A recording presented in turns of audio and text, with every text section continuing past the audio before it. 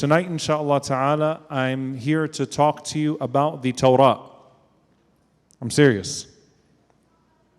No one said it. Why are we talking about the Torah? Let's talk about the Torah as Allah subhanahu wa ta'ala spoke about it. Okay? And let's start with that, inshallah ta'ala. In the very beginning of Surah Al-Baqarah, Allah subhanahu wa ta'ala mentions Alif Lam Mim, ذَلِكَ الْكِتَابُ لَا رَيْبَ فِيهِ هُدًى لِلْمُتَّقِينَ. And then what? Someone give me the next ayah. الَّذِينَ يُؤْمِنُونَ بِالْغَيْبِ. And then what? And then what? Okay, and then next? MashaAllah, they all memorized Surah Al-Baqarah it's from the miracles of your IC. It took one night. وَالَّذِينَ يُؤْمِنُونَ بِمَا أُنزِلَ إِلَيْكَ وَمَا أُنزِلَ مِنْ قَبْلِكَ. Those who believe in what was revealed to you and what was revealed before you.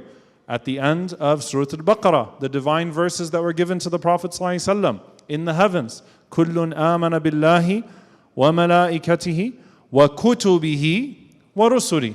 They all believe in Allah, they believe in the angels, they believe in the books, and they believe in the messengers. Surah Ali Imran starts off with Alif Lam Mim. Someone give me what it says next. نزل عليك الكتاب بالحق مصدقا لما بين يديه وأنزل التوراة والإنجيل من قبل هدى للناس وأنزل الفرقان. Amazing. Surah Ali Imran starts off with something very similar. That Allah subhanahu wa ta'ala sent down this book to you in truth, just like Allah subhanahu wa ta'ala sent down the Torah and the Injil.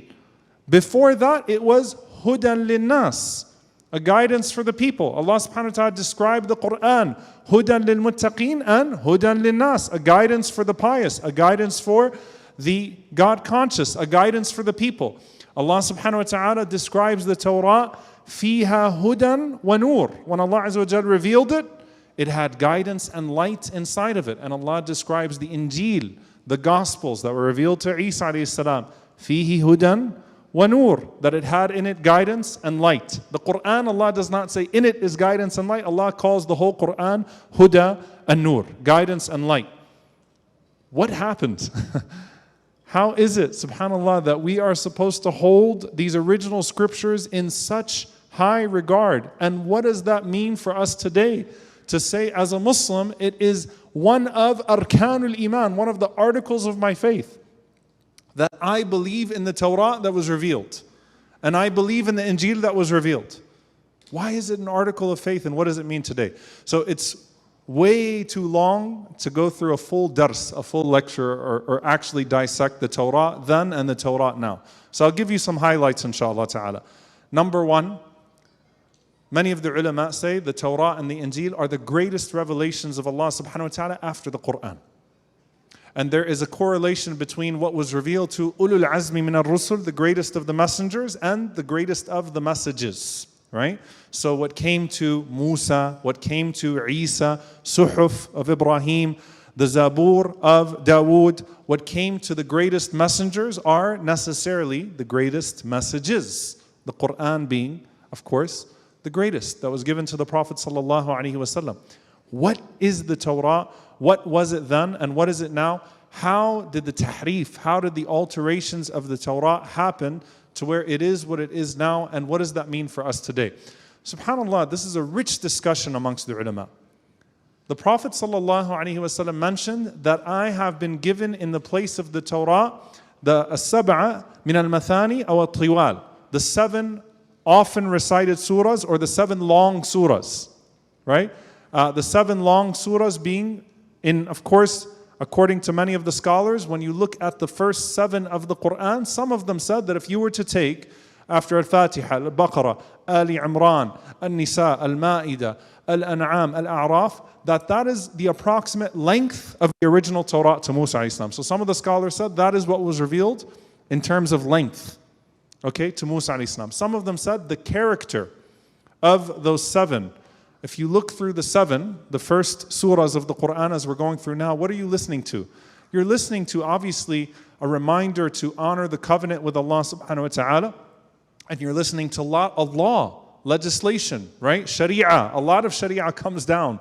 in these chapters of the Quran, because these are the first chapters that were, for the most part, with the exception of Al-An'am, that came down in Medina, by which a society is built, right? So dietary laws, marriage laws, laws of war, ethics, all of these things come in these surah, right? In these chapters.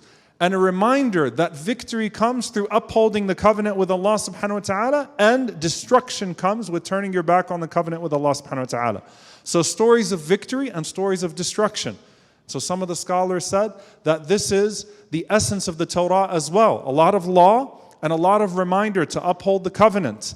And if you uphold the covenant, then you'll have the success of those who came before. And if you turn your back on the covenant, you will have the destruction of those who came before. So some of the scholars said that. Another thing that the Prophet ﷺ mentioned is that the Torah was revealed on the 6th night of Ramadan. And by the way, the Prophet ﷺ said this about all of the revelations, the major revelations, that it coincided to the month of Ramadan. That Allah Azza wa Jal chose to deliver these divine messages in the month of Ramadan.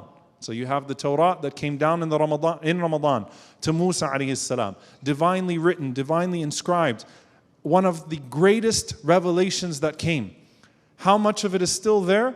There's a lot of debate there too, and I can't unpack it all, but you'll find the writings of Ibn Hazm and Al-Bukhari, Ibn Taymiyyah, Ibn Al-Qayyim, talking about how much of the Torah remains today and how much of it was altered and how was it altered.